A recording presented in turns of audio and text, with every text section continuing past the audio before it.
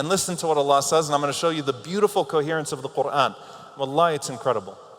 قُلْنَا اهْبِطُوا مِنْهَا جَمِيعًا فَإِمَّا يَأْتِيَنَّكُم مِّنِّي هُدًى فَمَن تَبِعَ هُدَايَ فَلَا خَوْفٌ عَلَيْهِمْ وَلَا هُمْ يَحْزَنُونَ. We said, leave it all of you.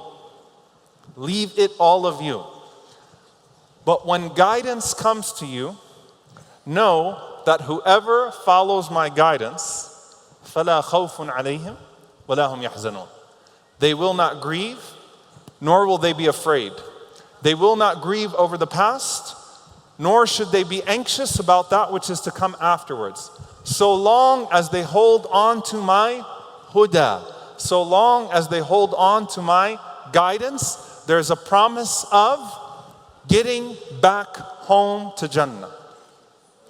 As